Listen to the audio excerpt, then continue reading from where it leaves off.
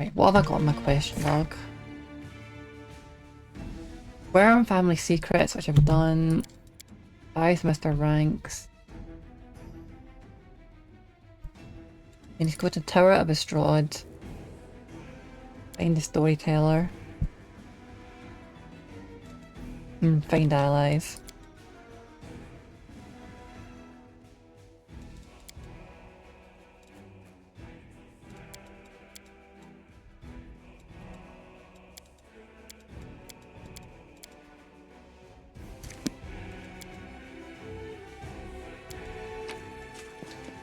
Right, I'm getting the full party now, so...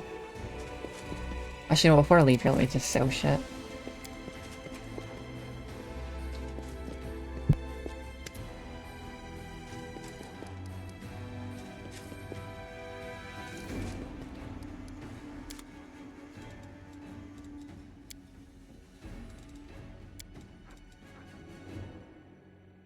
I want to keep this. I don't think I need this. Could be useful, but screw it. Decimation. I'll just sell it. I think this gets stronger, so I'll keep that for now.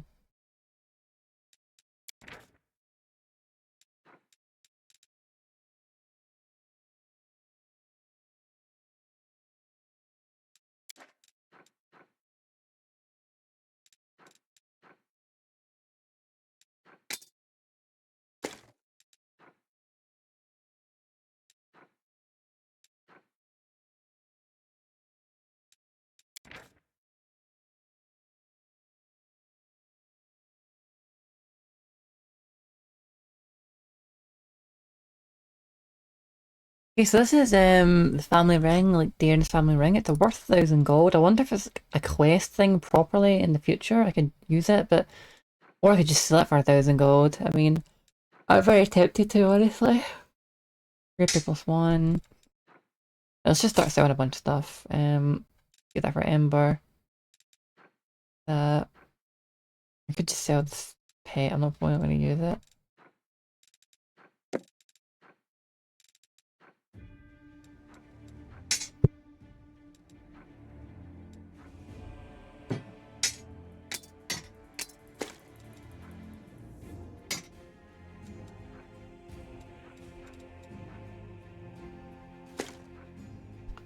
That looks about everything to sell. Bulk selling as well. And yeah, I think that's everything. I could sell some books as well. I think books that give you abilities are now highlighted, so I'll just sell all these.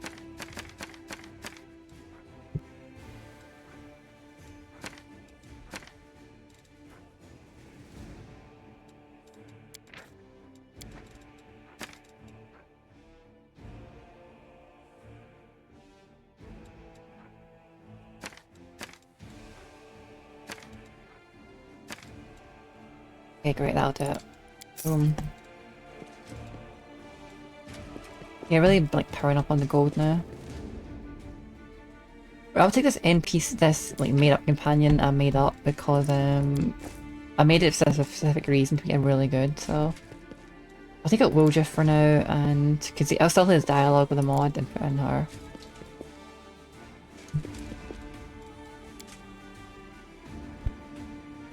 It's like a blood mage vampire. Anyone wants to make a character? Let me know. I'll make a character up for you guys to like join in the game. I'll do it to your like exact specifications and things.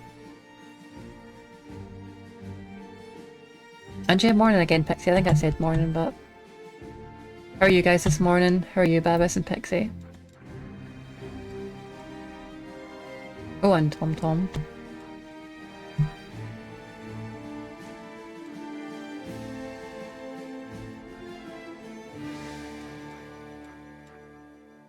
I'll go with the Tower of Estrad first.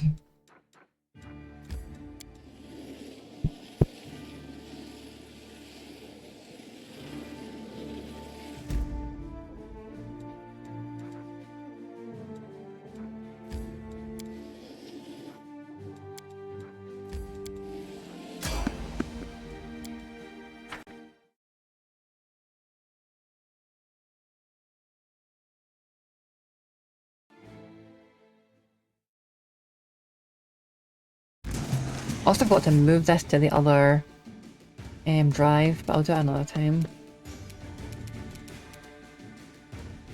This gear should be fine. It's only the last gear. It was like freaking invincible. The ferocious gear. You've crossed the wrong mark. Yeah, it's just a normal one. Oh, sweet. Okay, nice.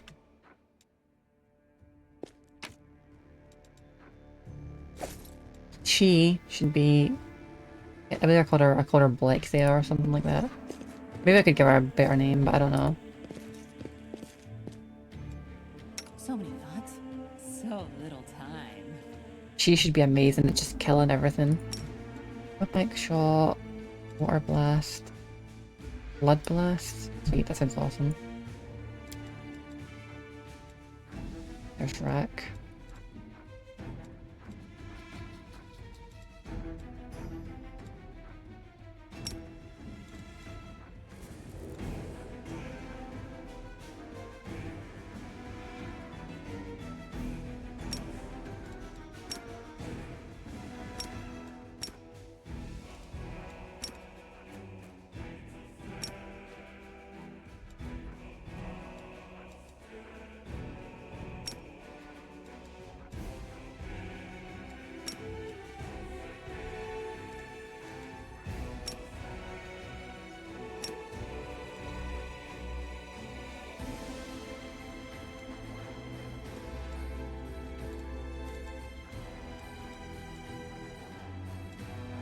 Well, she has maximize, but I don't think I maximize.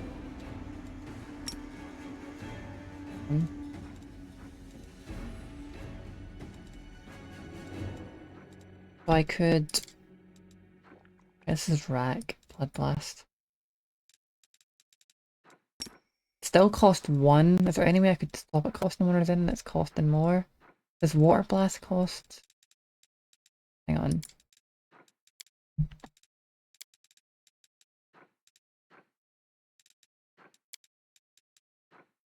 Rack and water. This way.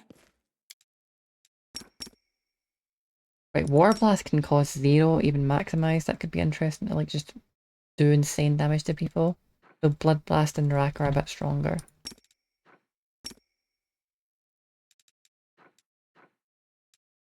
Yeah, screen power, you want maximized. And wait, actually. Yeah, okay, never mind. Powered, maximized, pushing, and I believe that's everything she has. Oh yeah, and she has restoration to heal people. And like remove their ability damage. Okay, great. This will be a really solid party member. I crave for adventure.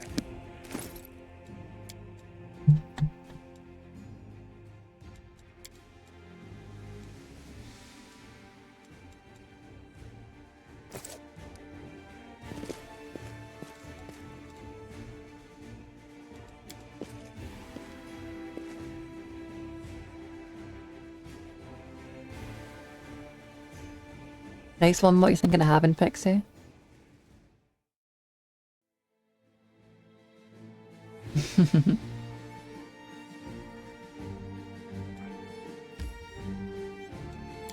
Yeah, I know how they work. I used to play a Warlock in 3.5 and this is kind of like a Pathfinder version of Warlock. A bit less cool, I suppose, and a bit less powerful in some ways. But yeah, I know they're meant to be like mega ultra damagers. I got the one that has Rack, so they basically cannot, like, her Rack from a Blood Blast, or rather Rack, the Blood Mage, the Blood Kineticist, has an ability called Rack, and it allows her to completely ignore. It allows her to completely ignore, like AC basically, and spell resistance. So like, she's just always going to hit basically. If ever coming against a bullshit enemy again that can't be hit, she will just always hit it. There's nothing you can do about it. And the damage is untyped as well, so it will pierce everything.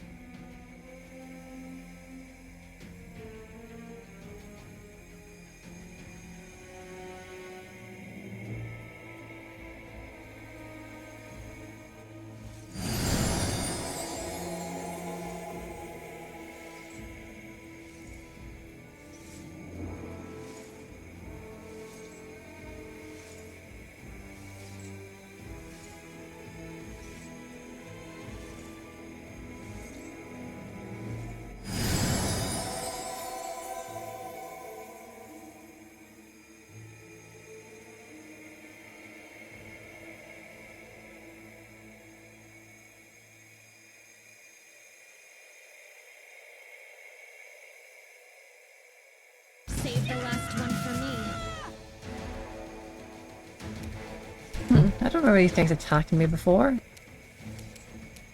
wonder if I did something wrong or different this time.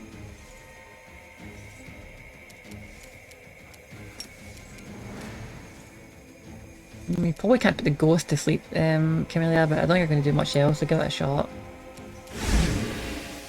You actually can, I think. Okay, let's test this out. Let's see if you got it, babe.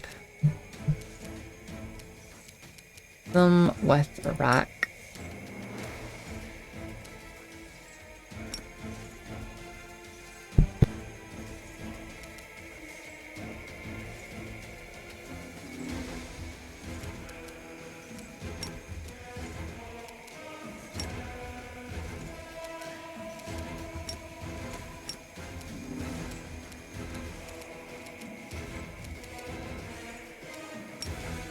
We'll leave it to maximize and just do this. We'll save the maximize attack for a really special occasion.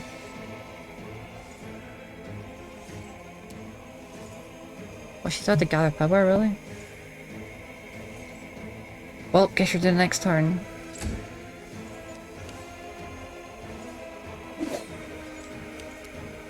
I don't know why our rack is requiring charge up that much, but okay. You won't survive me. Oh, is that it? Oh.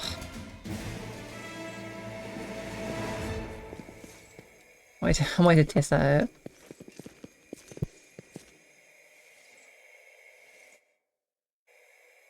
See what the visuals are like, but I'll see you next time.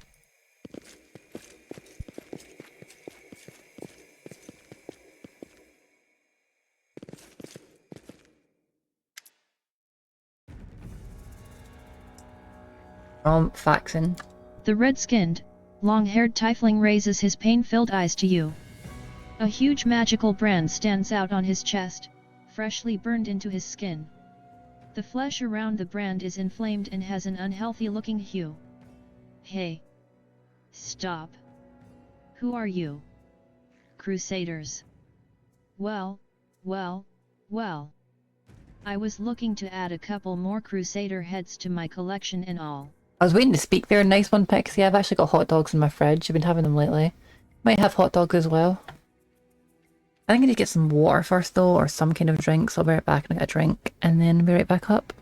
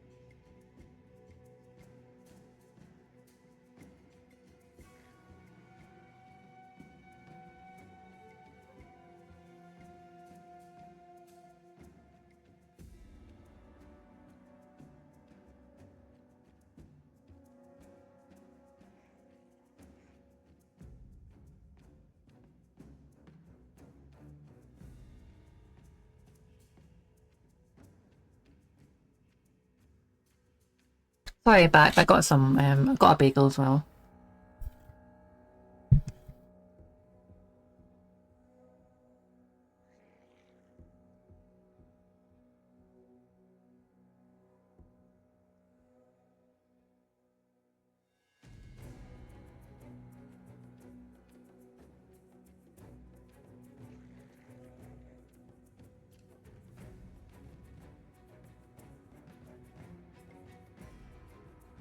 Too warm or too cold in my house? Right. Flamed. Here. Crusaders. Hey, stop. Who are you, Crusaders? Crusaders? Well, well, well. I was looking at a couple more Crusader heads in my collection and all. Why just assume we're Crusaders though? Where'd you get that idea, hey? I mean, do we look like Crusaders? Exactly. First of all, look at my character, right?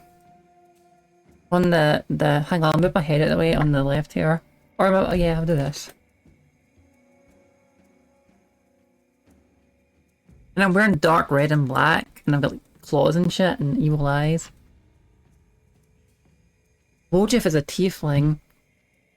I don't have Sela with us. Oh, and yeah, and like, look at the vampire companion we have. She looks like a fucking...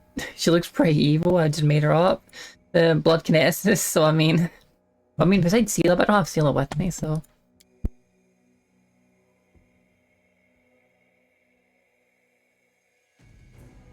Oh, right. The tiefling notices the sacred symbol of Iomati gleaming on the paladin's chest, and sighs. I suppose that explains it. You certainly don't look like a crusader. Well, you certainly don't look like a crusader. Thank you. We're no crusaders, we're just ordinary thieves, vagrants, beggars. His eyes skate over the party and stop on Camellia. Well, and some local princess. You can take her and we'll be on our way. Yup, you can take her. See you later.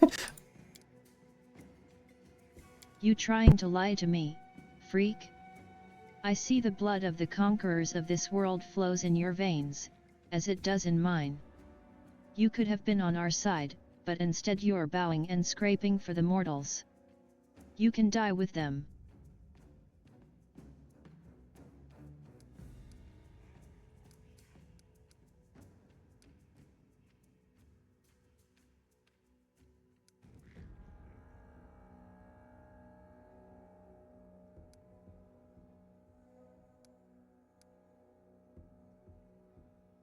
Disgusting, Phils. Be gone. Get out of my sight, wretch.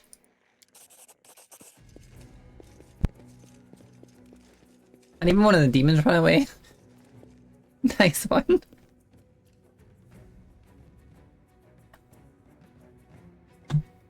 It seems that Keyless took all the most intimidating and bloodthirsty warriors with him. Only the cowardly rabble have remained behind with Faxon. Half of them quickly turned to flee the tower, with Faxon's rebuking profanities following them as they go.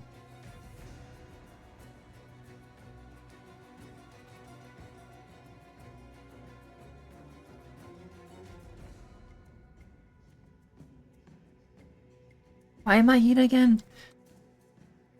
You'd best set me here for something.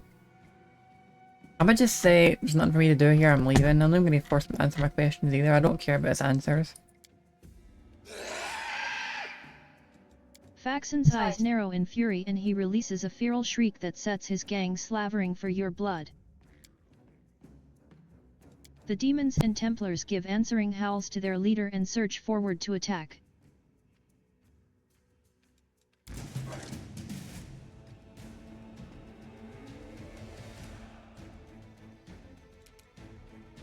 Yes, you look at her. Like, we really look like Crusaders. Even Ember has those black eyes and this kind of haunted, mysterious, dark crow look about her. So I suppose there's Camellia, but you should feel the serial killer vibe coming off of her, and then lands a demon.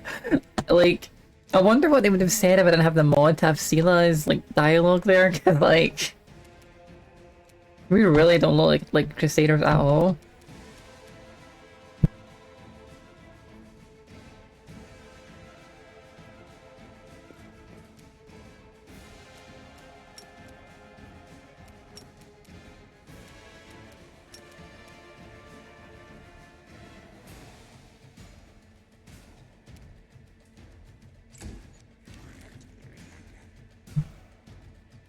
Wonder why I just never gather power animation.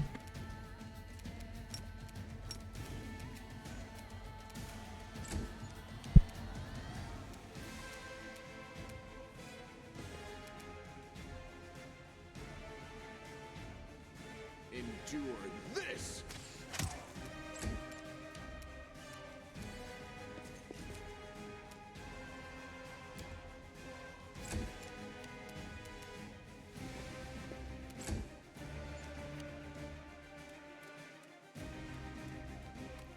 I'll just let them come to us. I probably shouldn't have put land down here, but at least that thing run by him.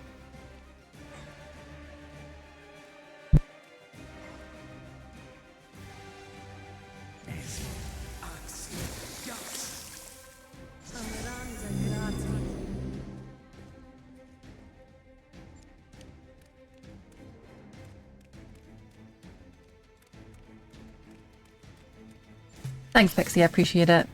And she is helpful, very helpful. She's definitely not helpful. Right, can I shoot this thing off now? I must have gathered enough power to do it. Oh my god, sweet. Did you see that? That was awesome. 28 damage reduced, pretty nice. 10d6 at this level, wow. Reduced though? What reduced it? Did it just mean it reduced itself, or did they reduce it? If they reduced... How did they reduce it? This damage is unreducible. I believe it is untyped. Normal damage. The target takes half... Oh, hang on. Yeah, the damage is untyped and ignores damage reduction, so what the hell reduced that? I think it's a bug or something. I mean, that was sweet. That looked awesome as well. Almost makes me want to play one. Probably would play one if, like, I don't know, RP wise, I just want to play the full sorcerer bot because, like, I mean, shooting a really cool big bloodbath is cool, that's all you can do, and RP wise, a sorcerer can, like, use wish and bend dimensions and, like, teleport to different planes and etc. And even though that's not in this game, probably, I want it just for the idea that it's my main character from Pathfinder.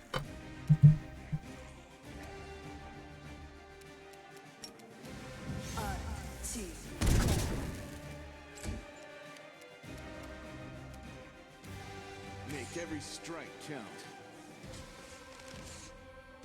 Holy crap.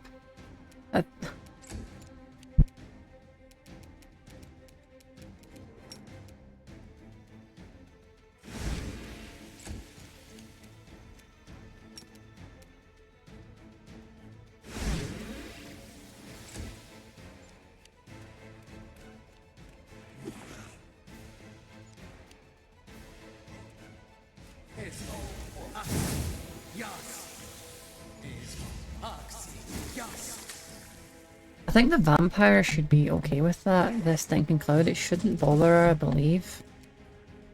Right, let's once again try and rack. Suppose I'll move a 5-foot step to do that. Just get a bit of range.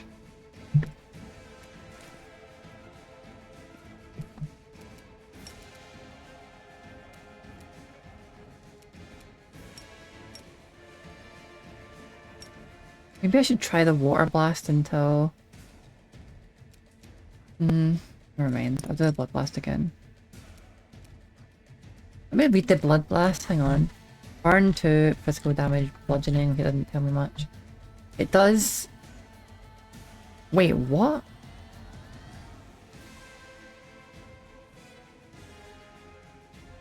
Does this do 20d6? Hang on.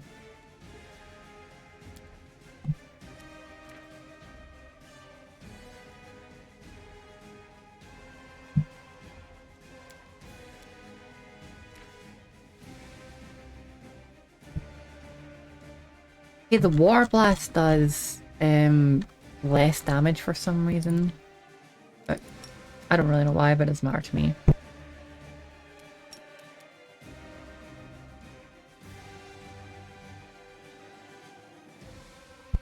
Sadly, it seems for now she's going to have to keep gathering power for it each round. I'm not exactly sure why. I don't know why it costs rack stuff, but it seems to do so.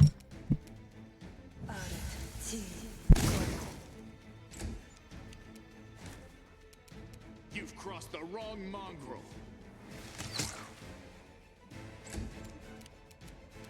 I'll cut you wide open. Surrender or else.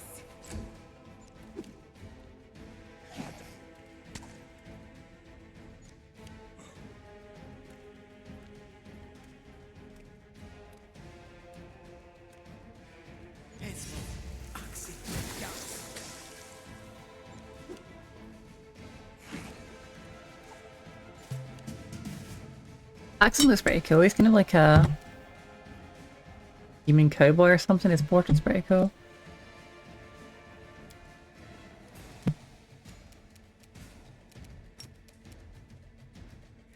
Right, babe, one-shot this thing.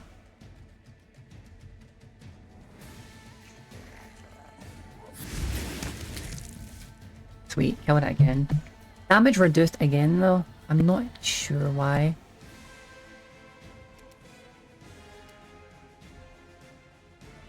Right, so 41, so it was reduced to... Hang on, what is half of 41? So that's like 20... Well, 20 basically. But it's 28, so... 10d6 plus 15... Oh wait, plus 15, right.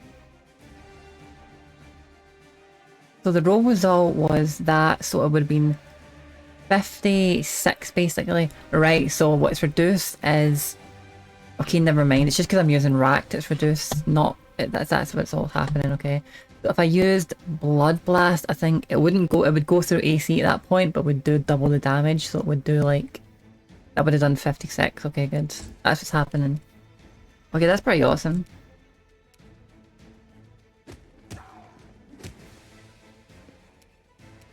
And soon enough I should be piercing these things. Damage reduction as well. You won't survive me. Remember this being a kind of hard fight before us, but we're wrecking it now. Easy peasy.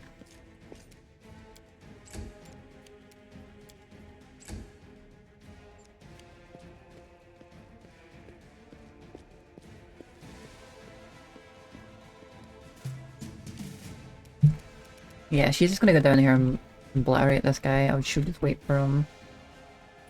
I'll let her try and gather power from here, perhaps. Right, she can just start gather power this turn, great. I'll just wait for him. I'll get out of Alexia's way.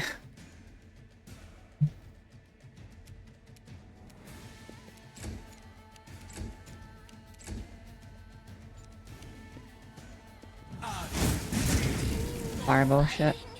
Right, walk here. And let's see if you can shoot him. Oh, you must be able to shoot him. Can you really not shoot him from there? It's unfortunate. Burn! Slice!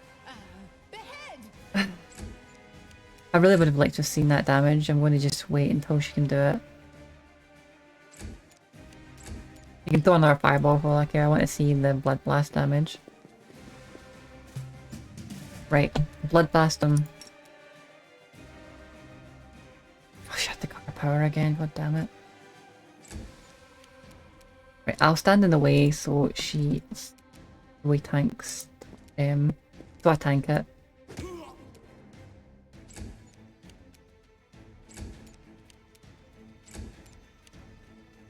Ember's down, well that's not good.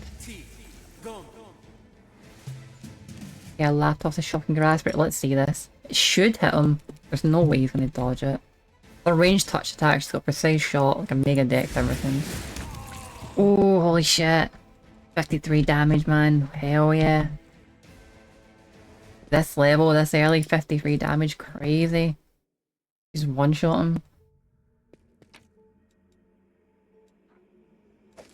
is weird because I think I thought he had like 90 something health, but I mean that killed him.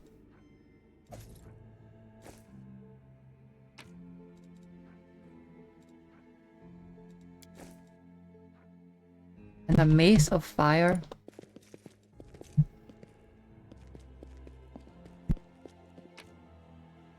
Damn, Lan, you're fast. Pamphlet, affecting a beautiful golem.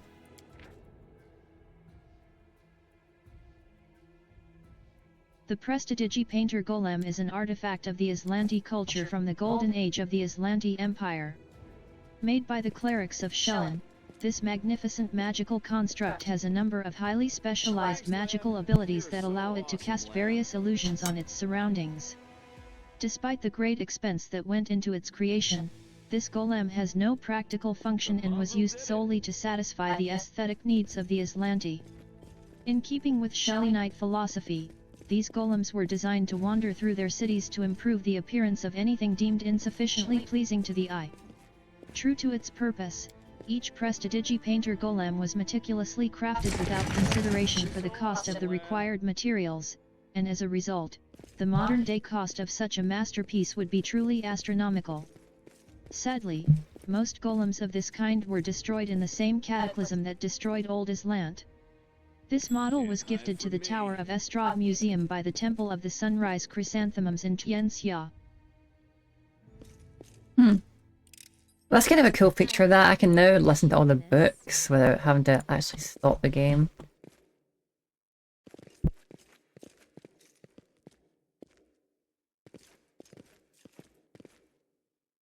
Oh yeah, blood bending, my dude.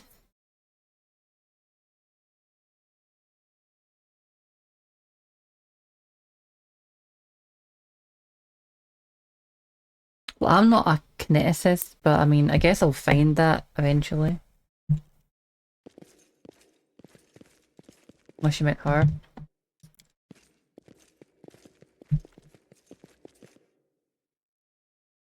I don't like to, I mean, if that's it, I'll get it, of course. I don't like to look too much about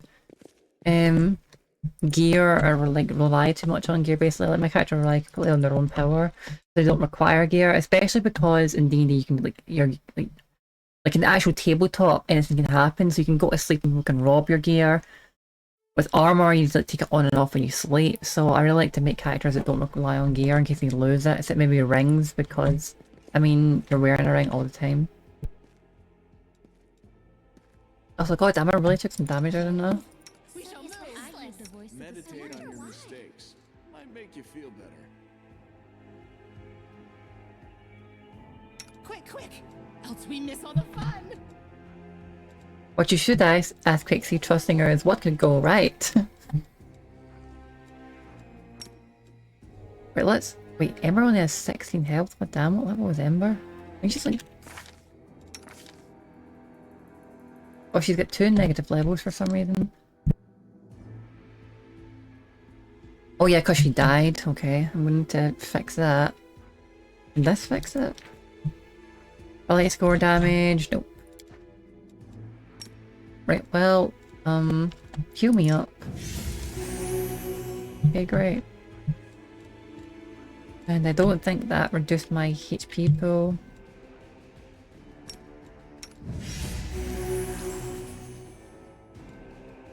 Okay, so that's giving her a burn now.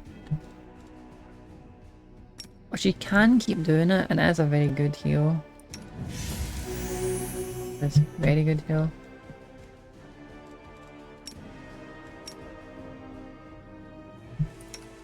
Because she's starting to be a really solid character.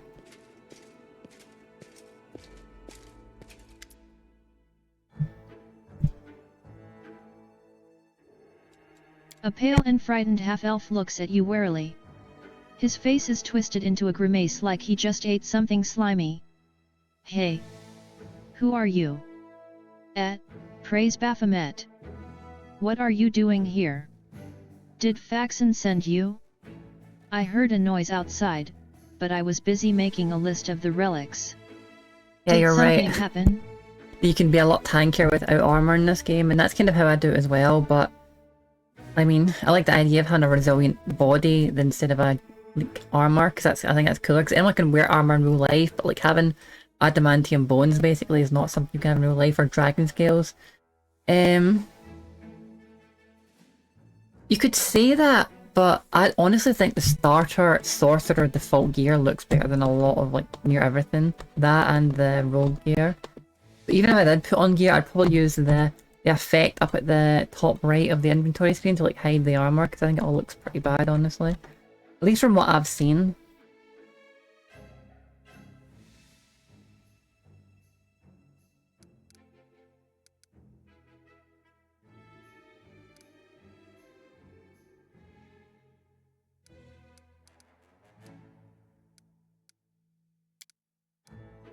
I am Telmer, the scribe, and senior aide to Lord Xanther the Plagued One.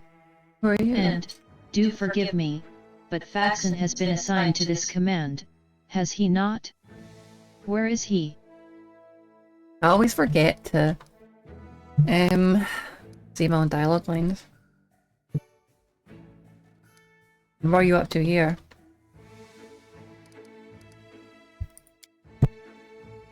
I'm compiling a list of the valuable Crusader artifacts.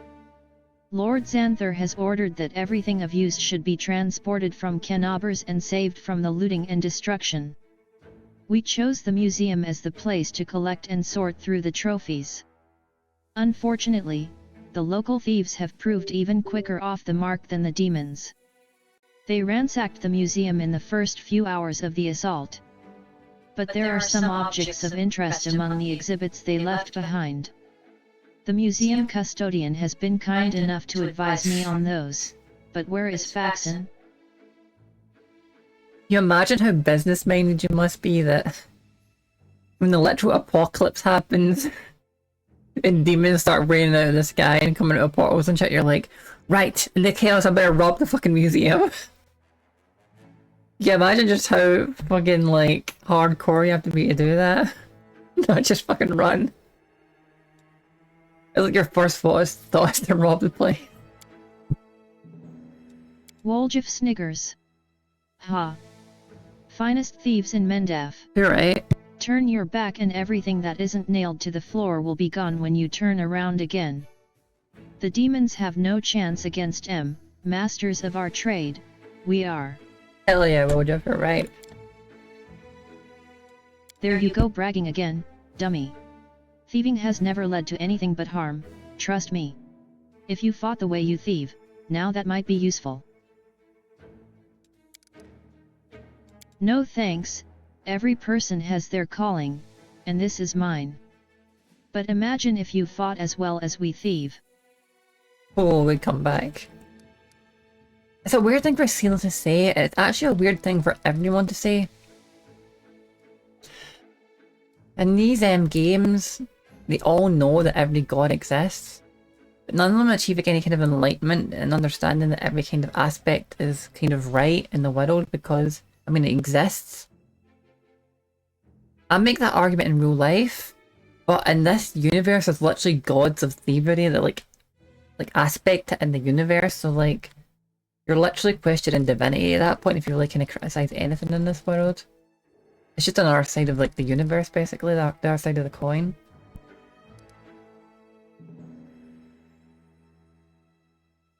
Okay, who takes care of the items around here? Where's the custodian? Over in the gallery. I deceived him. I told him I was a crusader. It wasn't difficult. The old geezer is out of his mind. So, tell me, where is Faxon?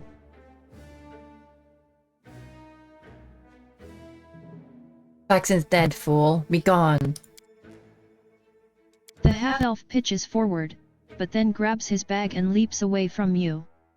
You're lying. You want me to turn away so you can strike me in the back and take the papers that have been entrusted to me.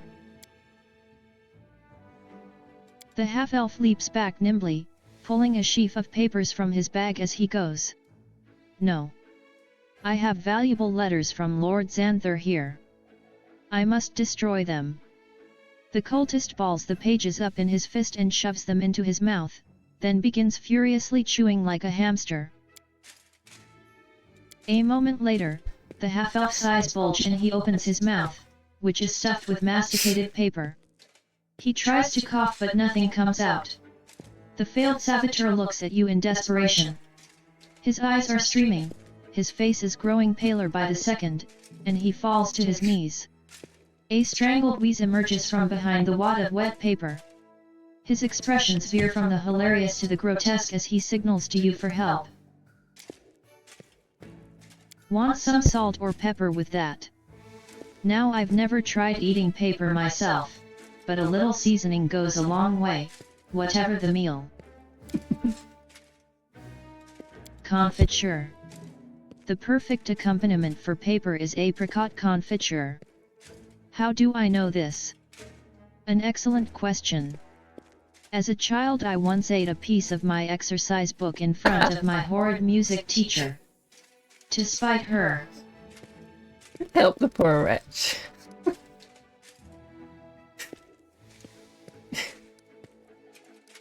I mean, this guy's my enemy and he would probably have fought me otherwise. Him killing, like, I helped him last time, but I kind of regretted it and felt like an idiot.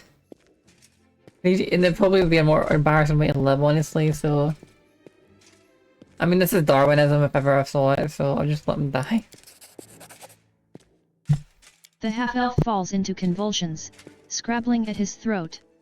For all that time, he looks at you in terror, the bystander to his horrific demise.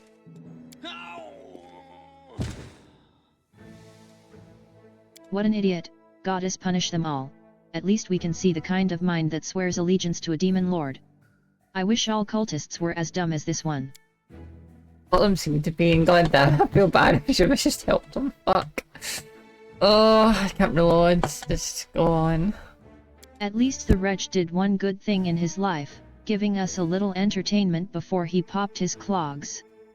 Durin says in a bored monotone. I mean, if you're like literally about to fight someone and they end up like eating paper and choking to death, it's like the most dignified way to beat your own opponent. They just basically kill themselves, but I don't know. Like, that's probably the smarter thing to do what I'd done, but I kind of feel like I should have helped him. Oh well, it doesn't matter. Oh, I know you're right, Ember. Fuck. I should have just load. He was in pain and so scared. Is that funny? No, it's not. Ugh. God damn it. It's hysterical. The comedic performance of the year. Replies the Count with no trace of mirth. It all ends quickly. The half-elf's lifeless eyes stare up at you in silent rebuke. Oh, god damn.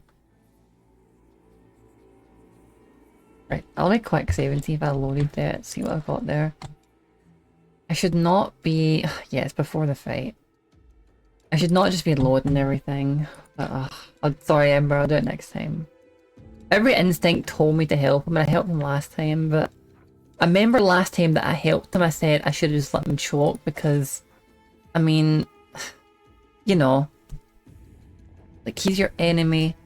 He's about to fight you. Me helping him is just so it's like stupid and like I'm actively hurting myself by helping him. So I said that last time when I helped him, so I would probably just regret not like helping him, honestly. But I think I regret more not helping him. A wad of crumpled pieces of paper with visible bite marks and traces of saliva. The writing is blurred and indistinct.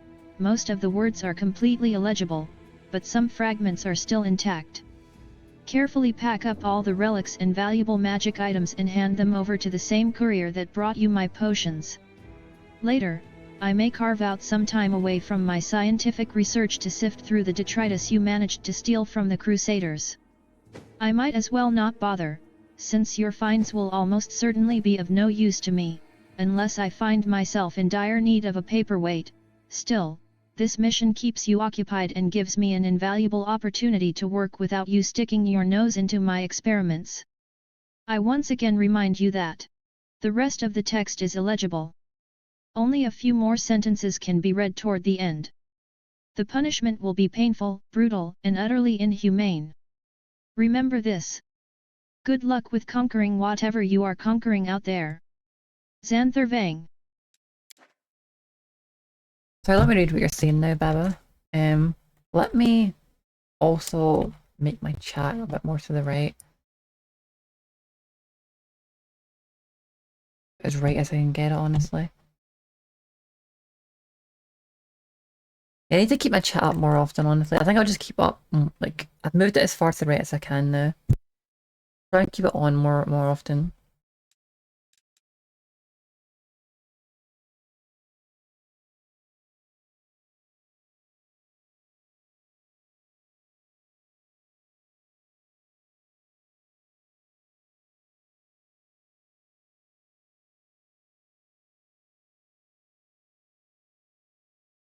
Oh no, D&D is very cosmic. It's very cosmic, in fact, but it's just the games don't do it too much justice, but the tabletop definitely does it justice. I mean, you can get...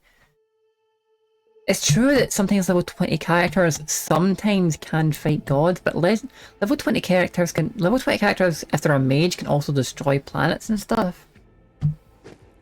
There's a level 11 spell, or back to level 12 spell, I think. There's a level 11th or 12 spell called Supreme Ultra Megadon in D&D 3.5, and it can like destroy like a galaxy. And it's like really, really powerful, and it does like 2,000 damage, so it mostly kill almost every being. But a few godlike beings and maybe an extreme few level 20 characters could survive it and then drift off into space, but almost none.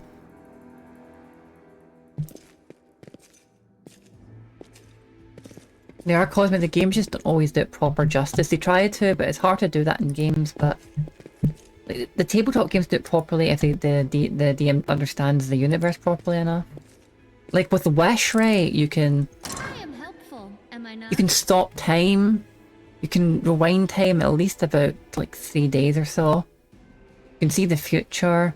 You can resurrect the dead. Destroy planets, destroy again galaxies with Supreme Ultra Megadon. Like, there's all kinds of, you can permanently make people insane, you can withstand all kinds of like insanely damaging stuff.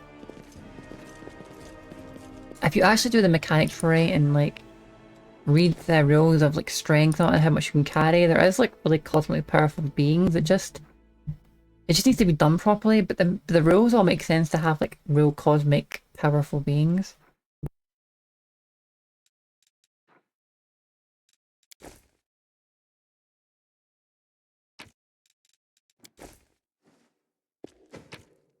So did you hear all that? I wasn't muted, was I? Yeah, I got a...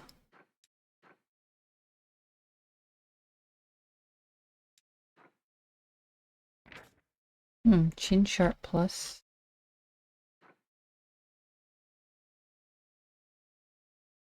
Light armor. I wonder if I can wear light armor without getting my thingy.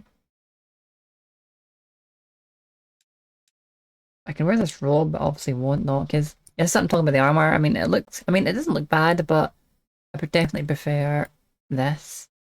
It's my style, at least. Huh. Did not see that coming. So, can I actually wear light armor? Let me just read my class. Yeah, class. Right, monk. Guildfest. When unarmored. Wonder if light armor counts as unarmored. Well, this is given +6 armor class, so what am I losing here? Yeah, I'm still keeping the one from Oracle, my Enlightened Philosopher, not the monk one, I don't think.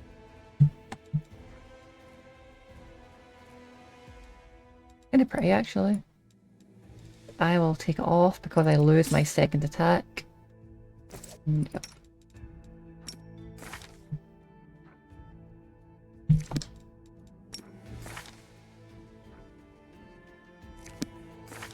Yeah, +10 to hit, Lana's +14 to hit, Camellia has +9, Ember has -1, and our Blexia here only has +4, but she can avoid AC, so that doesn't matter. Unless she wants to do a really high damage attack. I should probably just always use our rack to like just make our people explode from inside and never go through AC. Because if it does miss, that's like 2 turns of wasted because she needs to gather power to do it. I am helpful. Am But that's I really not a not? big deal Oh, because what is that? you specifically here not to just insta-kill weak enemies, but be able to hit enemies that are just way too powerful and we're losing like 40 rounds on. We just cannot hit. Or pierce their powerful hide. Rather. Camellia. Open your heart to me. Oh, Camellia, why did you frickin' run into it? That's a waste of experience. Can't hide from me. Wait. Everyone stop. What's Camellia, on your mind? you I wonder. run over there and do this. I hope you appreciate this. Right, so we lost only 21 experience, that's not so bad. I am helpful, am I not? Well, I think this is a split number.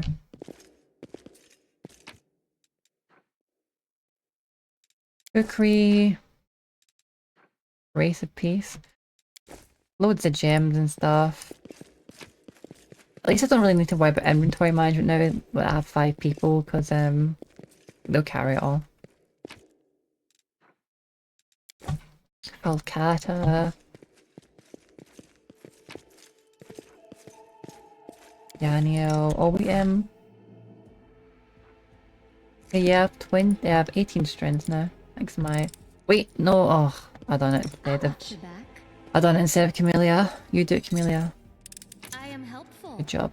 Am I not? Magic essence and entrapping longbow. A longbow.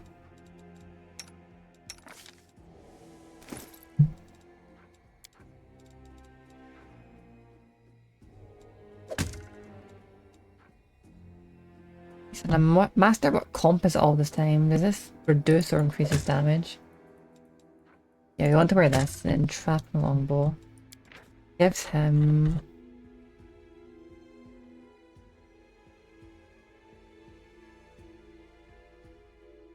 powerful stuff, honestly.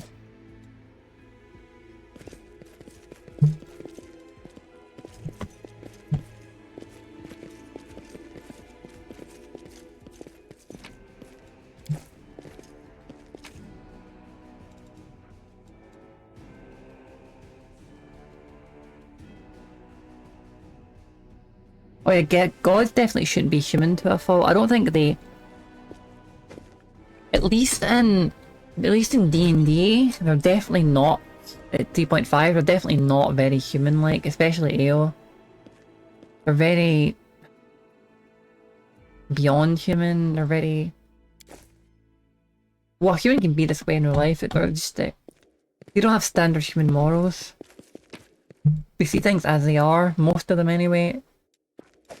Like some of the wise ones, instead of like from a very human bent. Because some of the gods actually are humans who became gods, but there are some really like, wise ones and some very petty, childish ones. My favourite gods are Helm and Ale, because they do seem the most like proper gods. They're very wise and disciplined and honourable and have like principles they stick to. Even if it's not quote-unquote good.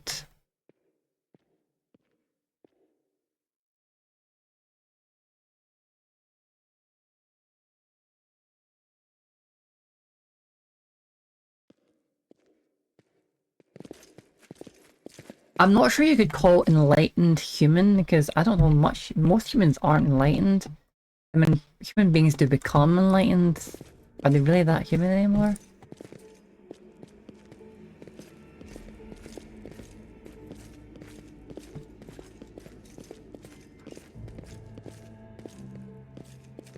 Also, crazy is a nebulous term. It's hard to tell what crazy really even is. May just be a different perception.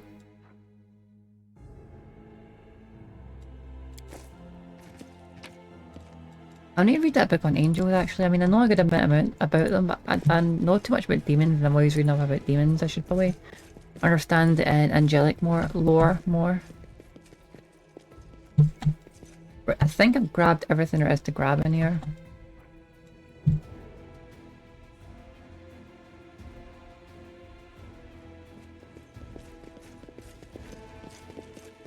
Oh wait, this guy. Hello there, sir. Are you alright? The old man looking around absent-mindedly shrinks away as you get closer. His head seems to shake uncontrollably, but his hands are surprisingly deft and assured as they level a magic wand at you. Stay back. Which are you, robber or demon? What if I'm a demon robber? Hey, take it easy, Gramps. So that's the way it is, eh? You see horns and you think thief or demon. Quit scaring the old man, dummy. Have you seen your horns? They, how should I put this, don't exactly inspire trust in a city that's currently overrun with demons. Hey. There are horns, and then there are horns. Then there are horns. Man points to his dick.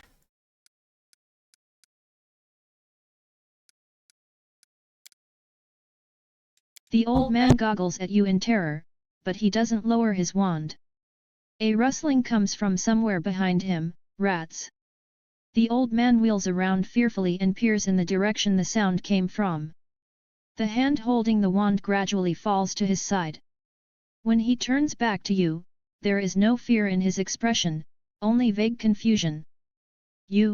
I'm sorry, I was distracted. What were we talking about? Babas, do you think you would enjoy Elden Ring?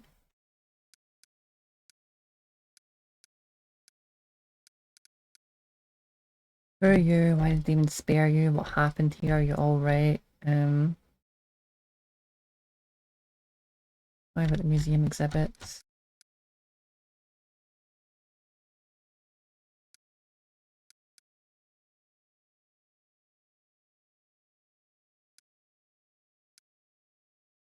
You alright, bud? You okay, old man? You're a little out of sorts.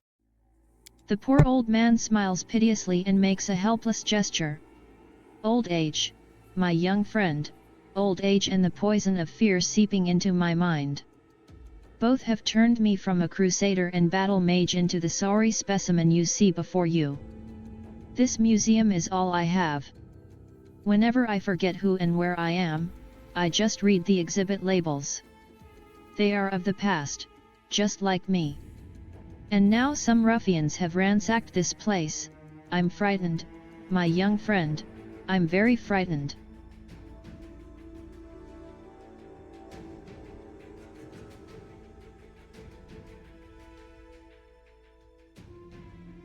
What, dementia or something?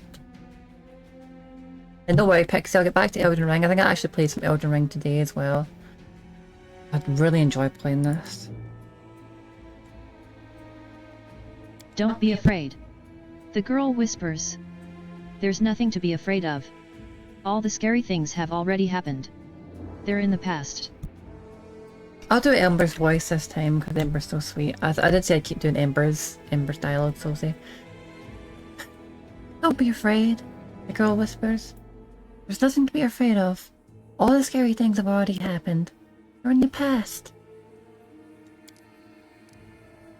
The old man nods, but continues his agitated motions. Scary. So scary.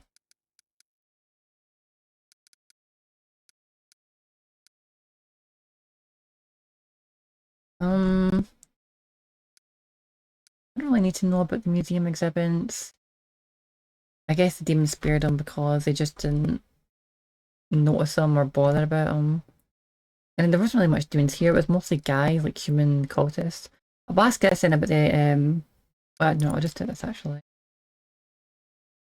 What happened here, what's going on, and where's all the exhibits? No, haven't they killed you? The old man bursts into agitated muttering, gesticulating furiously with shaking hands. First, the bell started ringing, and then there were noises in the street. Then the dragon, Lady Terendelev, began to roar. I went to lock the door. But they were already inside, the thieves. There were 7 of them, or perhaps 10, I don't remember. They were talking some rubbish about how they were all orphans, supposedly, and that they were dangerous. I really started this playing Elden Ring, this like streaming stuff. I just need to get back to it today because I've took too long of a break, I think. Though I really enjoy playing Pathfinder more, I think. So I do want to work on some things on it. So I'm saying, would you be interested in watching Elden Ring, Babis? Also, Pixie, did you get your hot dogs? And if so, what kind of hot dogs did you have? Just have them plain, or did you put anything on them? I mostly always have them plain.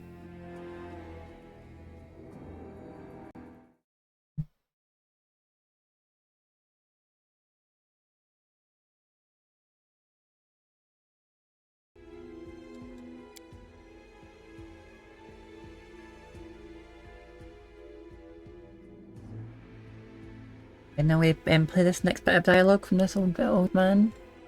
They grabbed me and wouldn't let me go. And then they looted the place. They took anything with even a lick of gold on it. Relics, too. The museum boasts a very extensive collection, you know. And, worst of all, they took the wand. And when they were done, they tossed me aside like a piece of old junk. They didn't even bother to kill me. The museum custodian looks at you with affront and anguish in his eyes.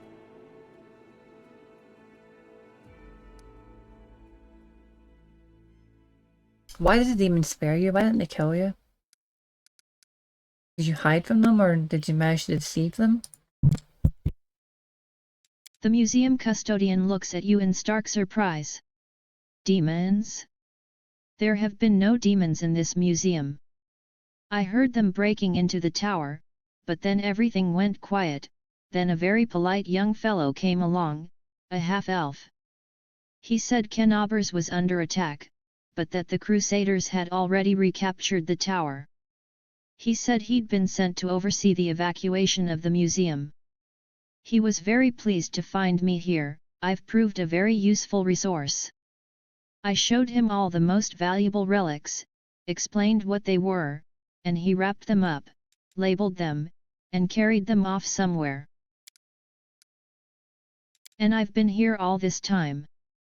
I locked the doors and stood guard to make sure no demon got in. But I've seen not a one of them, haven't heard any either. I've grown hard of hearing over the years.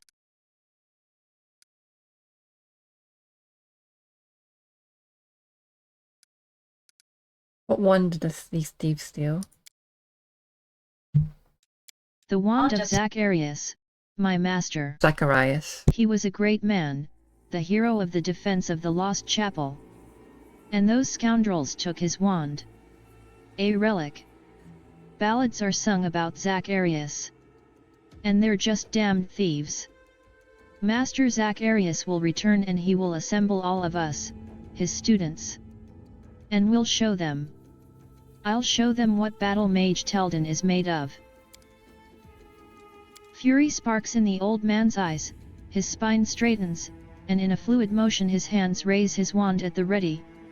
But a howl of rage from out Amen. Thanks, dude. Appreciate it, Babis. turns around and looks at you in befuddlement. You were just asking me about something, I forget what it was. Did you ever play Zelda growing up, Babis? The original ones, like Ocarina of Time and Majora's Mask?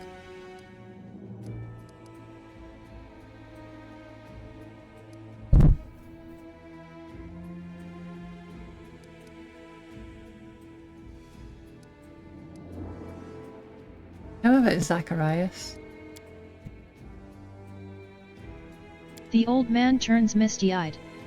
A great hero, he was. Fearless, but insightful. He never underestimated the strength of the demons. When they laid siege to the lost chapel, it was Zacharias who stood in the breach to rescue the clerics. He understood that we couldn't hold out.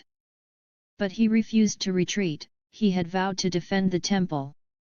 Before the final onslaught, he gathered up his surviving apprentices, looked us over, and picked me.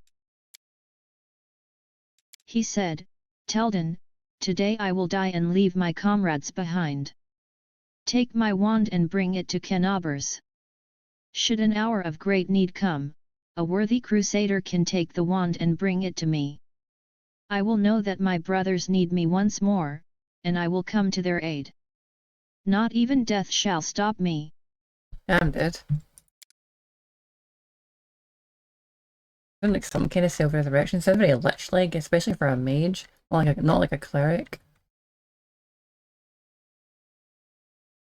And so I brought his wand and his final words here. I also brought something else, here, this is why I am the way I am. The old man pokes a finger at his bald head. Fear consumed my mind, it shattered my reason. I was so desperate to forget that terrible day that my memory slowly but surely fled my wretched head.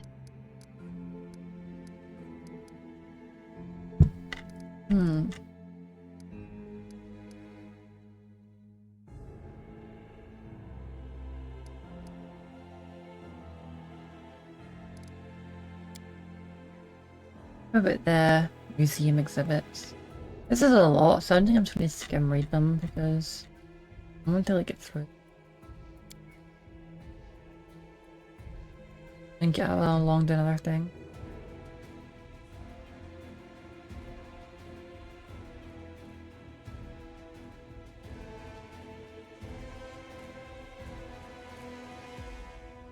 Or we should have this for YouTube, but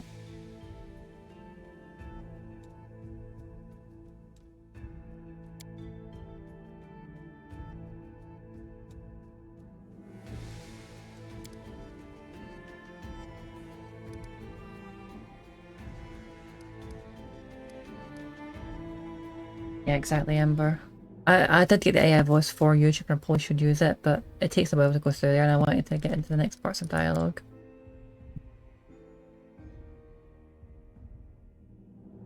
You know the half-elf, the little young man was a demon worshipper, right? The old man frowns in confusion. What do you mean, demon worshipper? That fine young lad, so well dressed, so polite, but he said the Crusaders, oh my word. The relics. We must go after them. Oh, that's a shame. The old man works himself into a state, bitterly lamenting as he roots through his many pockets. But the outburst doesn't last long. The motion of his hands slows and the awareness fades from his eyes. He stares off into the distance and then looks at you, wets his lips, and sheepishly inquires. Sorry, did you say something? Yes, he's kind of gone, this guy. That's great, actually. Majora's Mask, I think, is my... Yeah. Fine young man, he choked on paper and died. He choked on paper and ate himself.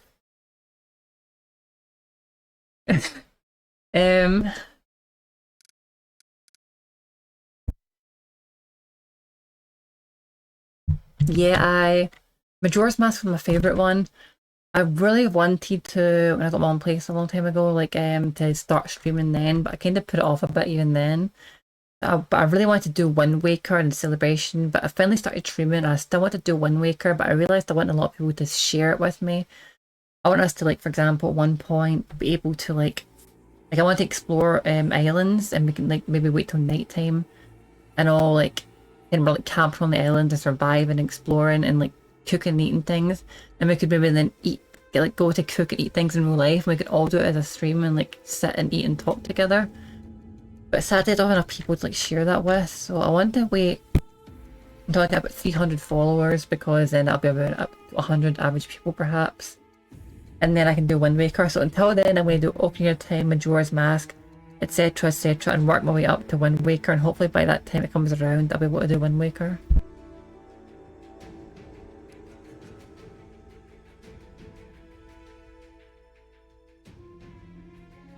Angels can have siblings? I didn't know that. That's a good question. Of course, Angels are not born like mortals, so they can't have a mother and father, or sisters and brothers as we understand them. Angels come into being from reincarnated souls, or from the pure essence of the upper planes. Sometimes, angels may adopt some features of mortals. For instance, they can identify as male or female, although that is not generally their way. Some of them can also develop bonds of camaraderie or even of kinship. But the case of the Silver Twins is rarer still. They are two angels who emerged from one soul. What else should they call themselves if not twins? The old man smiles, seemingly satisfied with his speech, but within moments, his vacant expression is back in place, all awareness gone from his eyes.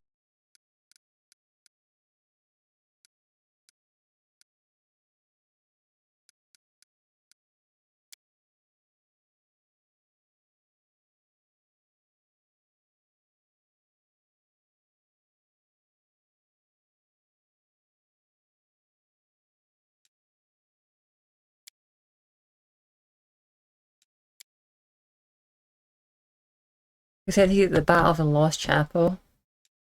The Lost Chapel? Ah! This old fellow was there. That his mind was damaged isn't surprising. What's surprising is that the old codger can still speak at all.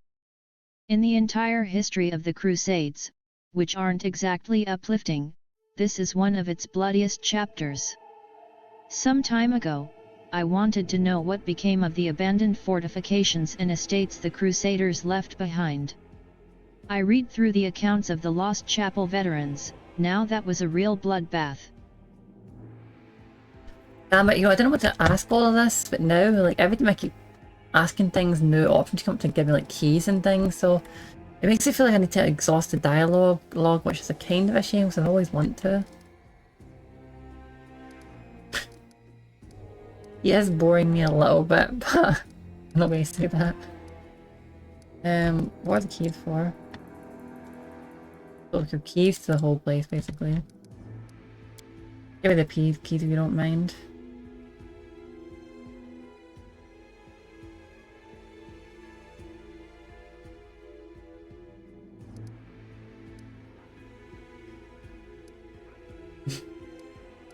Hey, what's it behind you? Right, Camellia can perfect this. I'm not going to do a diplomacy. I'll just let Camellia swipe them because I'm not really doing this, like, do any fake demons or whatever. I'm just curious, so I won't lie about it. Right, Camellia, go. I kind of like snap my fingers and like point, like kind of down to the ground and swipe up the words. Like, kind of suggest to Camellia to go around behind them and see if she can swipe the keys and just gesture with my eyes. Teldon looks around fearfully, and as he does, your fingers slip silently into his pocket. When the old custodian turns back to you, the large bunch of keys is already tucked safely into your belt. Teldon shakes his head in confusion.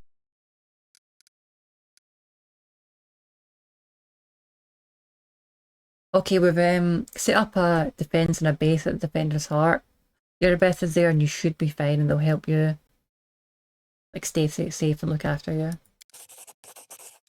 The old custodian gives you a toothless smile. Really? It's safe there? But how can I leave the museum? His gaze falls upon the traces of the ransacking, and the old man becomes lost in thought, as though trying to find an explanation for what he is seeing. You know what happened here, don't you? Thieves, they were. Prowling about. Wanted to rob the museum. But I stopped them. Those ne'er-do-wells came in here and I gave them what for, a dose of battle magic. They won't be back. Don't you worry about me, I may be old, but I can still hold my own. I mean, they got all the stuff, dude. I don't think he could actually get to Defender's Heart. It's like quite a while away. It's like a big long trip and he can die on the way there. Like easily. The old man's bewildered gaze follows you as you go.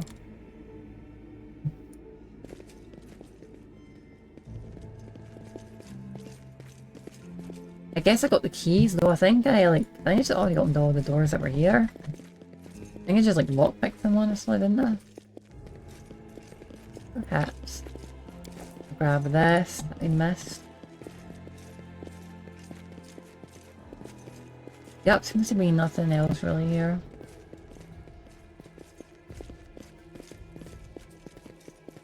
Building, yep, that's it.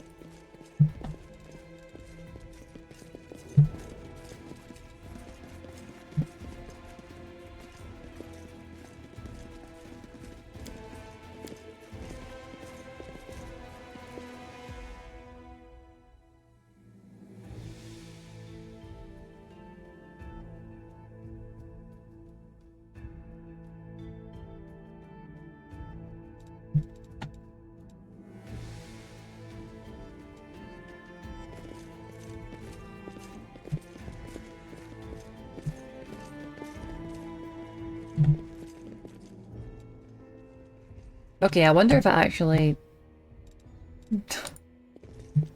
Your best told me to go here. I wonder if I actually did what she needed. I'm not sure, to be honest.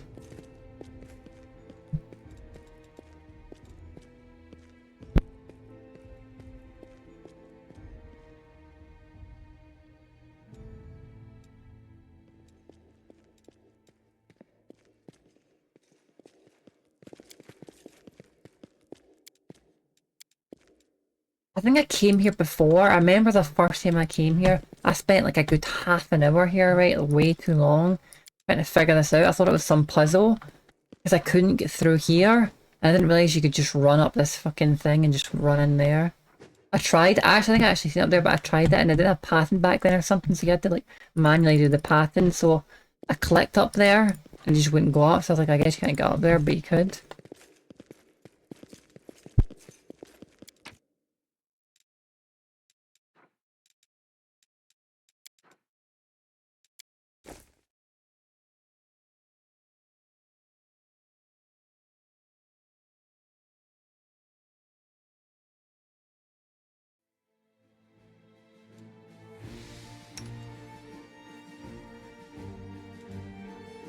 Right, we've been to a lot of places now. Gwere Mansion, Failed Ritual Site.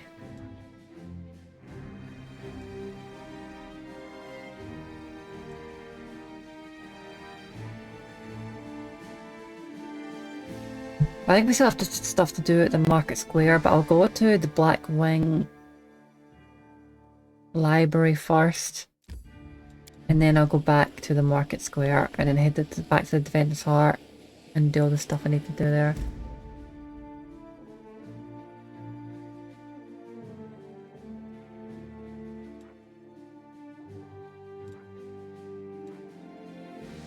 You know what, I'll save it here in case there's like a time limit on this stuff in the Market Square, in case I've made like a critical mistake.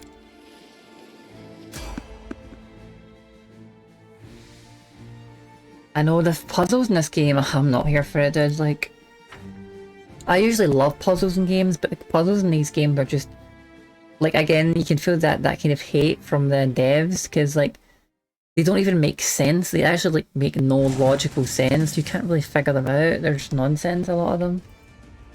I remember I looked some of them up, and it's just like, I have no idea what the hell this is even talking about.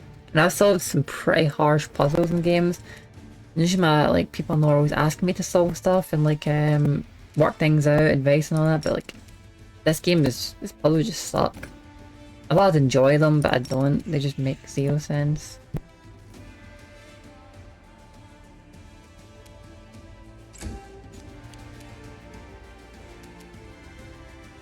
Endure this. God damn, Lan, you're OP.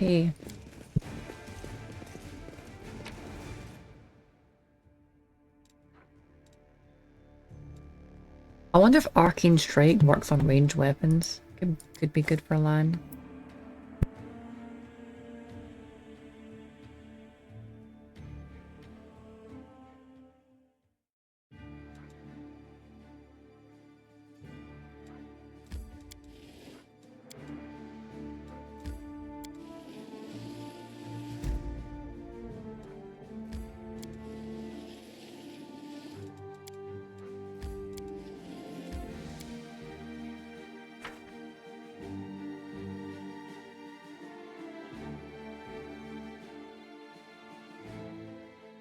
Also, I think I hurt my jaw today. I don't know what happened, but it's killing me in the right side.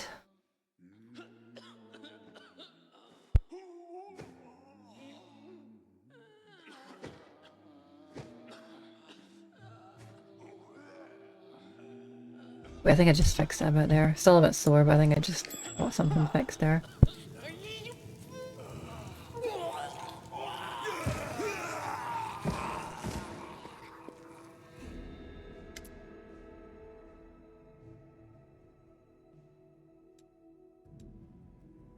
A stocky knight with a head of messy black hair stands before you. His armor is spattered with blood. He greets you with a deep, booming voice. The hefty crusader smiles merrily, paying no heed to the blood-curdling shrieks coming from the pyre, and the acrid smell of burning flesh. They burn well enough, don't they? Cursed traitors, Aurelio's minions. These vermin infiltrated the crusader forces and aided the demons from inside the city. But I caught them. I am Captain Caleb Sazamal, and these men are my subordinates. Caleb Sazamal. The knight's left eye is twitching suspiciously. It's either a nervous tic or, he's winking at you. What could that even mean? The knight's left eye is twitching suspiciously. It's either a nervous tic or, he's winking at you. What could that even mean? Sorry, I didn't mean that.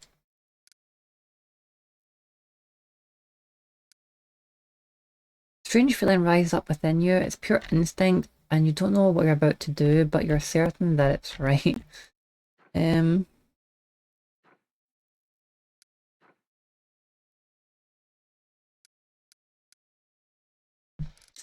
My perception sadly sucks. Well, at least mine. Land is okay. Go for it, Land. You can do it. Next one. Caleb is talking too loudly, all while casting sidelong looks at you. You have seen similar behavioral quirks before, in liars.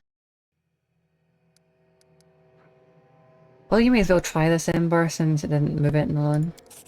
Oh wow, good. We rolled a 10. Next one. You notice that the emblems on the armor of the two silent crusaders belong to the Order of the Flaming Lance. But Caleb's armor bears the sigil of the Order of the Sunrise Sword. Strange then, that he introduced himself as their captain. Something's not right here. What do you mean the free haste buff?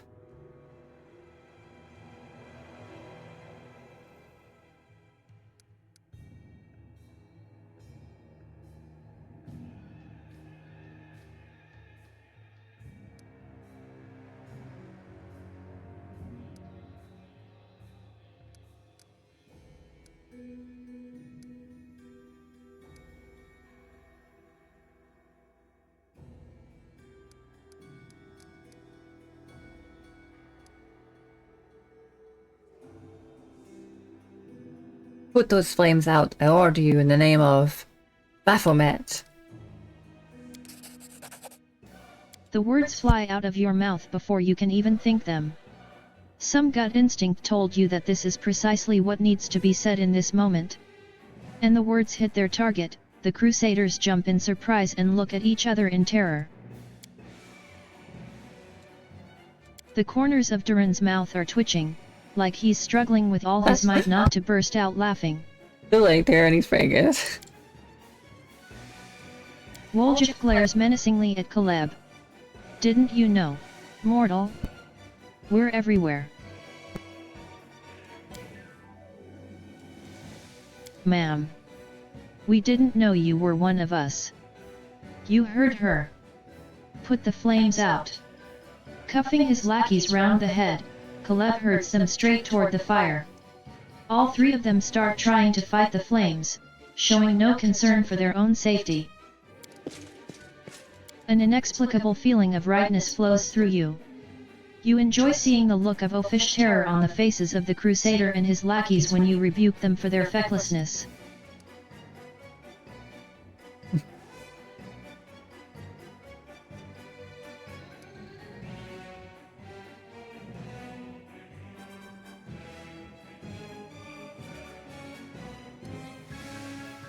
Quickly, worms, if you keep dawdling, I'll throw you into the furnace myself. Caleb grunts in wordless terror and desperately fights the flames. Every so often, he sends murderous looks at his associates, whom he has clearly already condemned to death.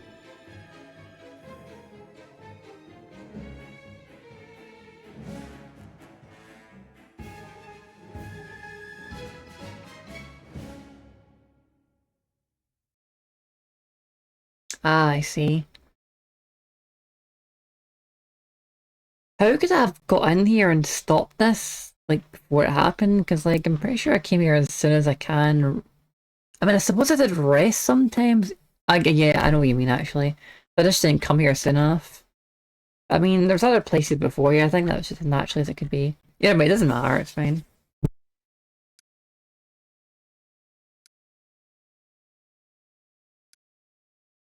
You blooding idiots, you cat-headed dimwits, you empty suits of armor. This is such goofy insulting. You watch in satisfaction as Caleb and his two lackeys rush to put out the alchemist's fire. Their armor becomes covered in soot and welts rise on their skin from the flames. Succumbing to another strange oratorical impulse, you chivvy them along with barked orders and florid invective. Bird doesn't pull their weight as a dead man, and I'll take the other two instead.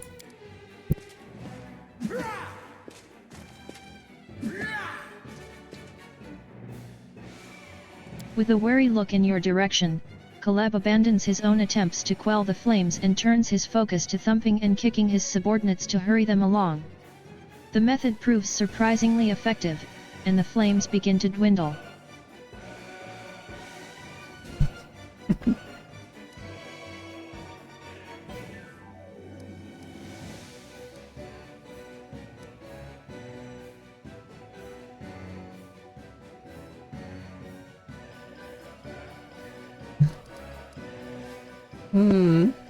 Well, the Grey Garrison will need to attack, isn't it?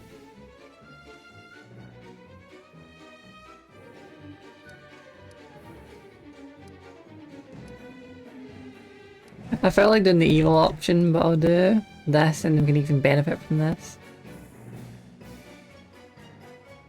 Stop wasting valuable time, fools. Go to the Grey Garrison, burn the library there instead, not the books here.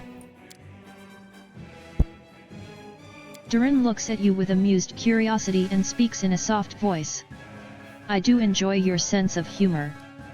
It's quite fiery.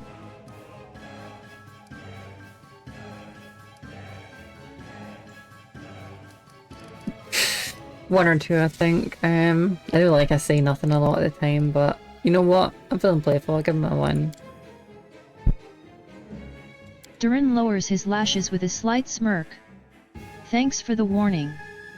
But I am absolutely fire resistant. Even if the flame is ever so charming.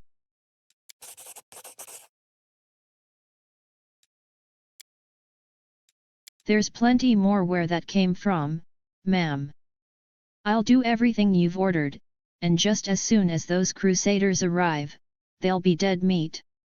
I'll go make sure that we get make it another 2 barrels of alchemist's fire from the Grey Garrison storeroom. Things are going to burn right up in there.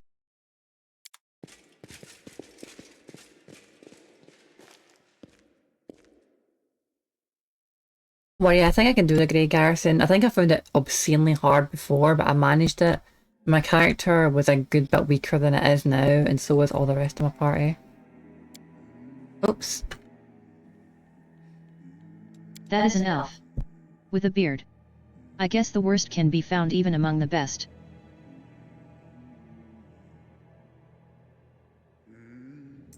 A blind elf stands before you. He looks extremely strange.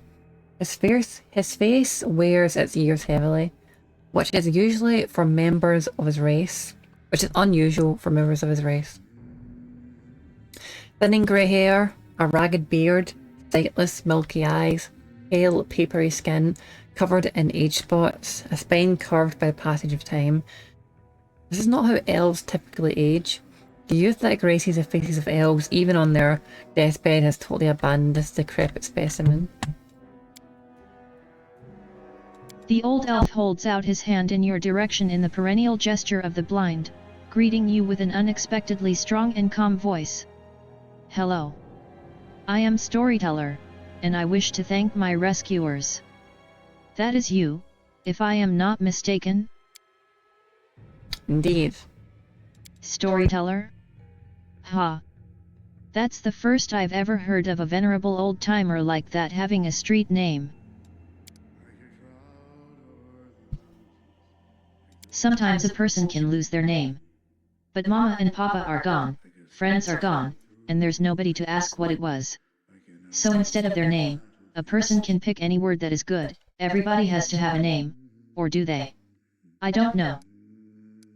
Yeah, that's kind of sad that Ember kind of lost her name because no one like knows as around the collar what she was originally called anymore. I wonder what her original name was.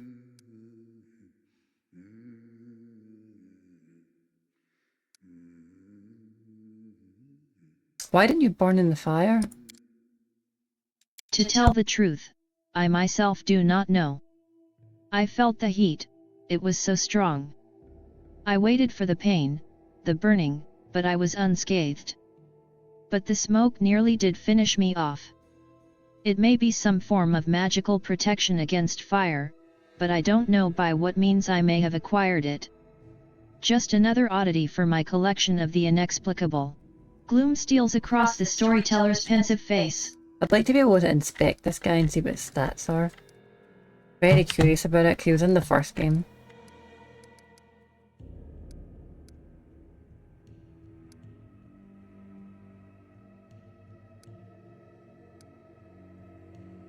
I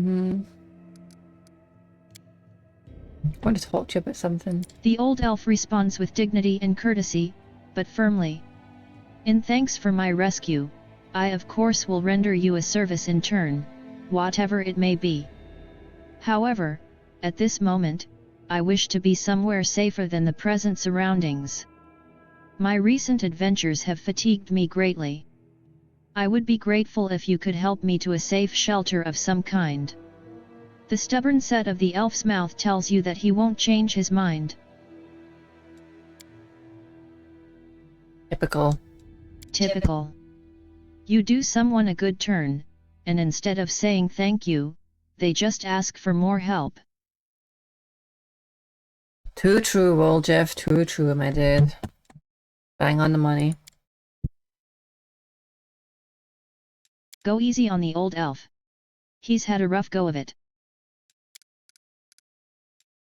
Yeah, because we've had it so easy.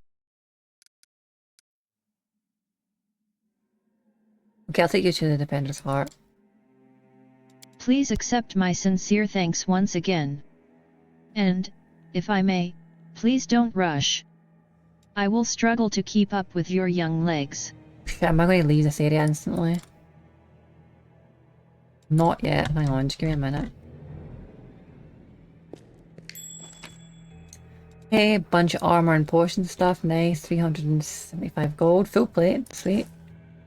Feel like I could actually use that if I give it to her. Is that a trap? It might be a trap.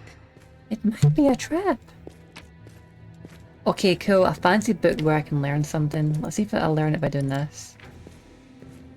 Okay, great. I learned something new from this book, whatever it was.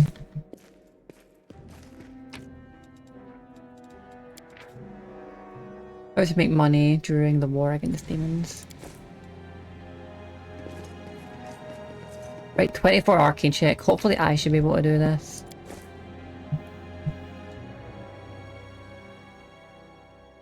Definitely a check for me.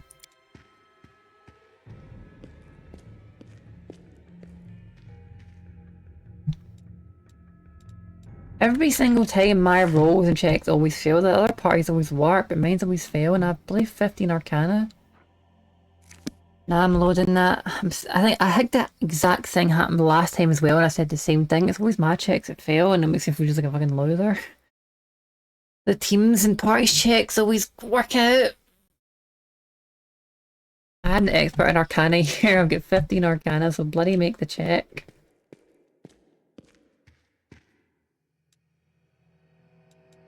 There we go.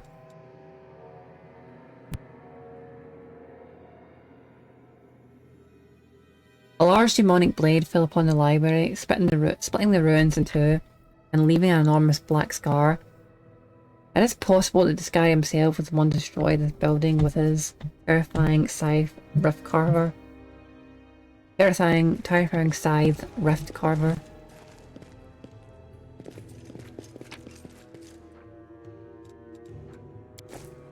A pretty cool name for a scythe, honestly. Has to be another book of hours.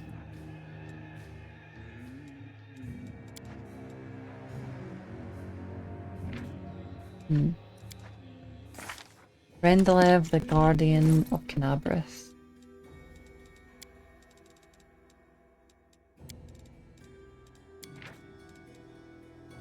Canabris has had no shortage of prominent figures, both those who have long passed away and those who still reside within the city walls. But it's safe to say that the greatest guardian there ever was, is, and will be, is the silver dragon Terendelev. Among metallic dragons, the silver kind in particular has high moral standards. Although, like most of their kin, they often remain indifferent to matters concerning mere mortals, they find it unbearable to watch impassively as injustice and crime are committed with impunity. Gazing down upon Golarion from above, Terendelev has seen her share of injustice and violence. But no tragedy disturbed her peace more than Mendef's war against the world wound. Drawn into action by her curiosity and her interest in the crusaders that paid for others' peace with their own blood, Terendelev swooped down from the mountains and walked among the humans, taking on their form. This world must have felt so odd to her, so different from her own. Luckily for her, Terendelev was not the only dragon living among mortals, and the wise gold dragon Halacelix became a mentor for Terendelev and her sworn brother Sevelros, who later mysteriously disappeared from history and human memory. During her life amidst mortals, Terendelev performed many heroic deeds. She fought terrifying abyssal spawn, kept Canabris safe from enemy onslaught, and personally saved crusaders in need. In one such excursion, she herself fell victim to demonic taint. Onlookers reported that her shining silvery armor darkened, her eyes clouded, and her speech and movements became ruthless and crude. But so great were her spirit and determination that she achieved the impossible. She overcame the seed of evil planted in her very heart and returned to good once more. Today, Terendelev is a living symbol of the resilience and stalwartness of Canabris, which serves as a stronghold for crusades and humanity's bastion in the war against the demon threat. Okay, really, really lucky, right? So, we just got, we just got +1 AC to swarms, +1 AC to dragons, +1 to hit with fucking glaze, who cares? But we got +1 to hit and damage with natural attacks. And my character does all natural attacks. I do unarmed strikes and I do bites, so I just got a +1 bonus to all my attacks. Very sweet.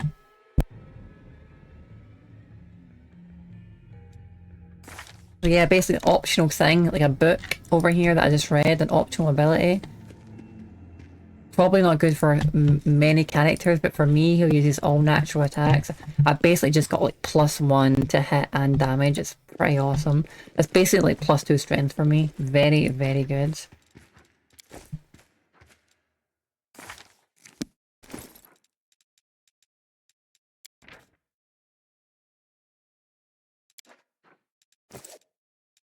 I've gained something else as well. This library is amazing.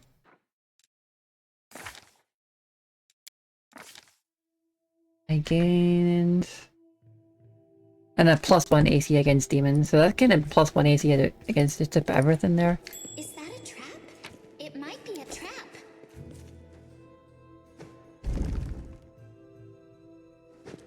Yeah.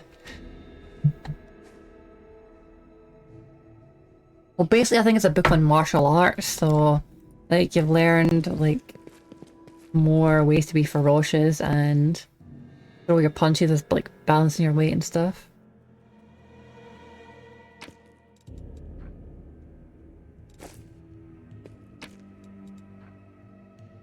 Quarterstaff +1. Quarterstaff all coercion, it's a monk weapon. Damage rolls.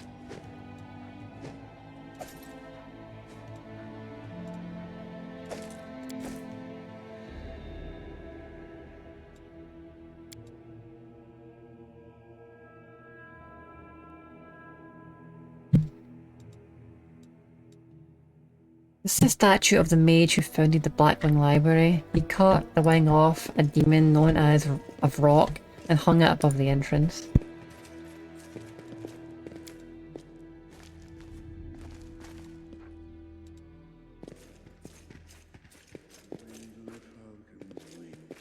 So yeah, just get +1 AC against the most common enemy in the game. Demons, and I guess dragons as well. And +1 hit. So basically just got +1 AC and +1 to hit and damage. That's extremely valuable. I guess it's not +1 AC to everything, but I mean, damn dude, it's very good. It was just demons that would almost be like +1 AC in this game, but it was also swarms and dragons, so... Oh yeah, I need to just talk to this guy now. Right, let's get out of here.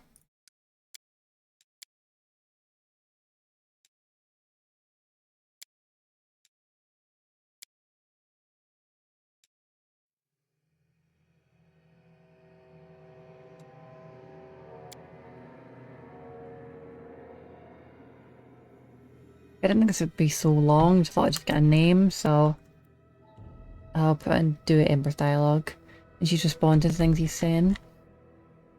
When I was little, my mother and father used to tell me stories. But I have no one to tell me stories now. Sometimes Grandma does in my dreams. But I always forget them in the morning. Can you tell me a story? The corners of the blind elf's mouth slowly creep upward. For you, I may have a story to tell, but perhaps it is you who has a story for me. Yeah, I'm taking you to the Defender's Heart. Let's go.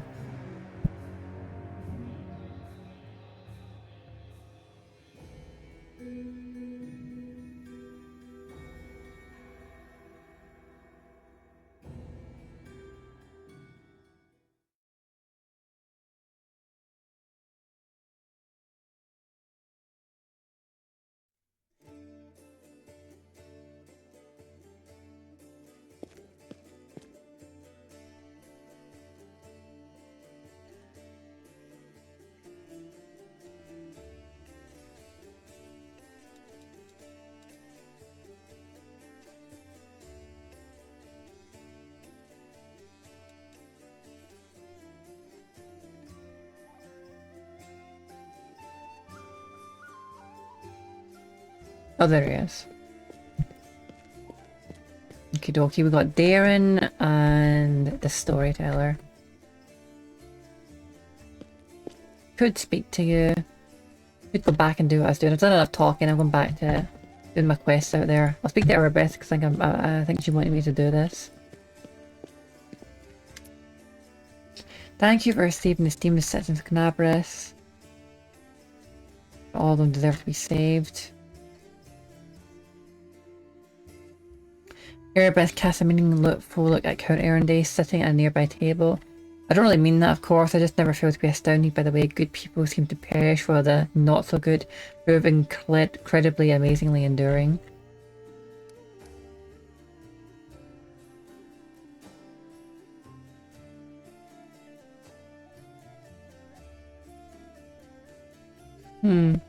What do you think, Babus, 1 or 2? Also, are you there, Pixie? Or are you just chilling out?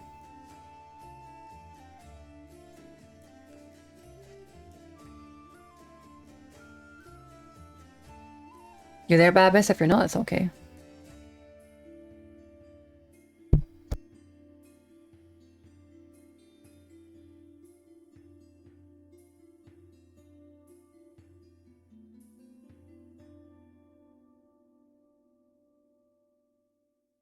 Okay, no one here at the moment. I will do... I'll hit 1 and 2 at the same time.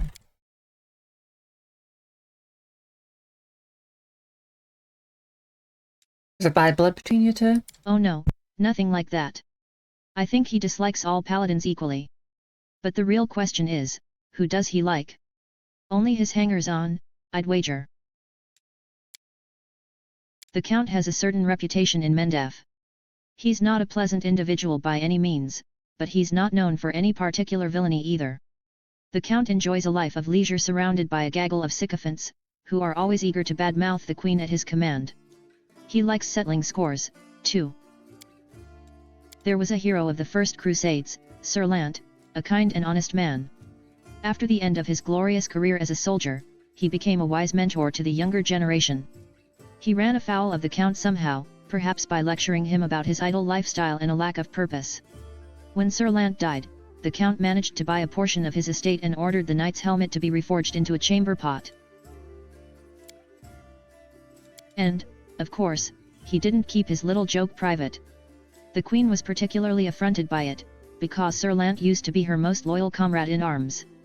I was there receiving an assignment from Her Majesty and witnessed the exact moment she found out about the helmet's fate.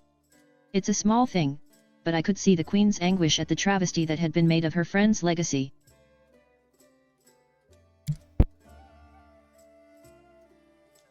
I don't think it's a small thing, and it is pretty bad, to be honest. That's what our Count is like as a person.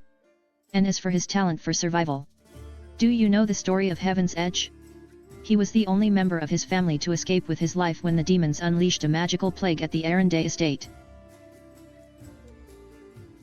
I heard about this last time, so I'm still played the game up to this point. I'm really curious about this part, like really curious.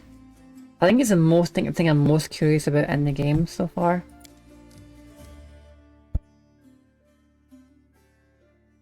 I know I won't really get any really amazing answers here, so I didn't figure out, because I'd been and done this part, and I still hadn't figured out what happened, so... Why is he trying to provoke the Queen? Who knows? It could be some family matter. The Count is Her Majesty's cousin twice removed or something like that. But I think he simply enjoys infuriating people. Crusaders and Iomeda's servants especially. What happened at Heaven's Edge? I don't know all the details. It happened a while ago, back when I was a mercenary and had nothing to do with Canobers. I only know that there was a grand feast in honor of Durin's birthday, and all his relatives were invited along with a few other distinguished guests. Everyone died from a mysterious disease someone had unleashed on the estate, including the servants, the guards, and a number of clerics and paladins. But the young Count survived, because of his healing ability, I suppose.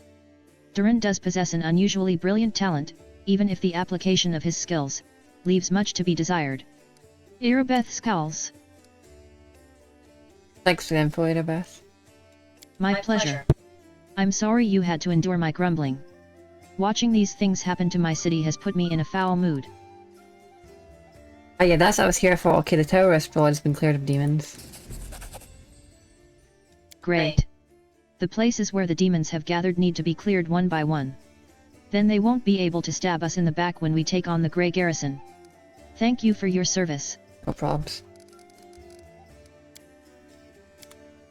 Go on me, Iomedae can be safe. Right, I might take a little break here and start doing Elden Ring.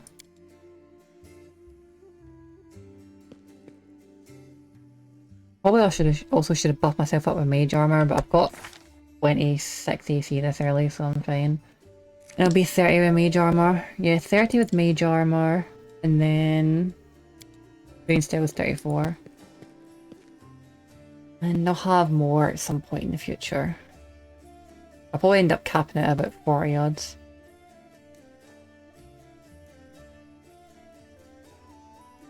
I said I could have had more with Crane Wing, but I made a mistake and realised I need to get dodge for that, but I don't care, screw it, I don't want dexterity.